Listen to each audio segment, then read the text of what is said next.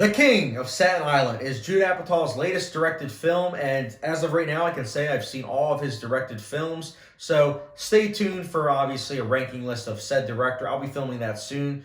Obviously, if you're new to the channel, I do a lot of ranking lists, so obviously stay tuned for the future of Judd Apatow's directed films ranked. But anyways, obviously clicked on this review for the King of Staten Island review. This is a film that came out 6-7 months ago.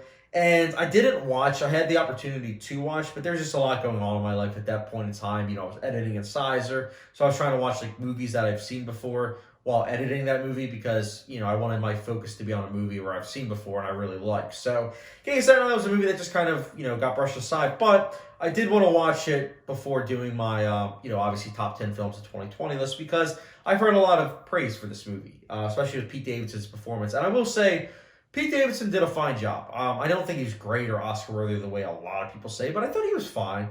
And he plays the 24-year-old in this movie who is just going through life, smoking weed, you know, living with his mom, you know, doesn't have a job. He's just not really being productive with himself. But at the same time, his father, you know, was a firefighter and died in said occupation. So he's been through a lot.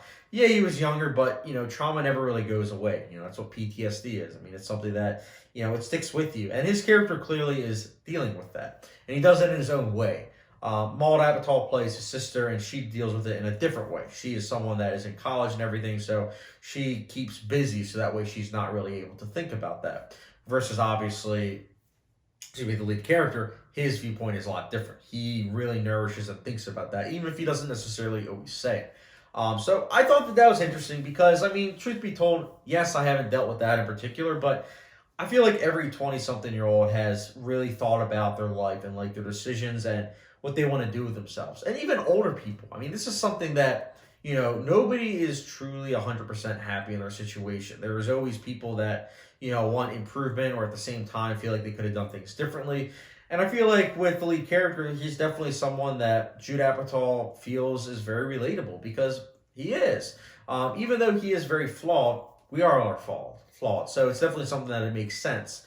But besides that, and, you know, besides a cast that's giving it their all, like Marissa Tomei, Bill Burr, Steve Buscemi, besides that, I thought this movie was quite disappointing, truth be told. See, you have a lead character that's flawed. You have a lead character that does things that are questionable, which is fine. You know, I love art house films, and art house films generally usually have characters like that. But I just thought the fact that this movie was, what was it, like 2 hours and 20 minutes or something like that, it was way too long. And it was way too long-winded to focus on this character. And the length is just one of the issues. You also have pacing and editing issues. Editing is not necessarily terrible, but I feel like they definitely should have cut down this movie, which is an issue in itself. And then the story also just falls into a lot of Judd Apatow directed cliches. You know, you've seen this movie before. Different title obviously, but you've seen this premise done in other movies of his. And it's honestly just one of those things where it stinks because obviously with Pete Davidson's really being able to relate to the lead character because that's what happened to his father too. But again, I feel like a jerk saying this, but even though that's the case, besides that, the movie just feels very by the numbers. It doesn't really add much to the whole scope of the movie. And the movie is just honestly something that I won't remember 24 hours from now.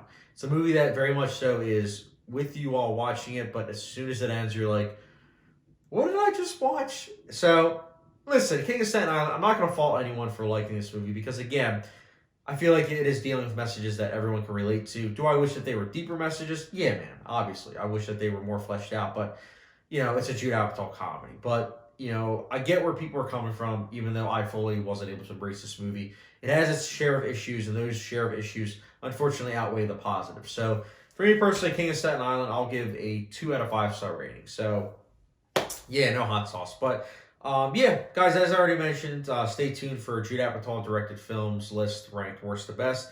Stay tuned for that. Also, join the discussion. I want to hear your guys' thoughts. What did you think about this movie? Did you like it? Did you not?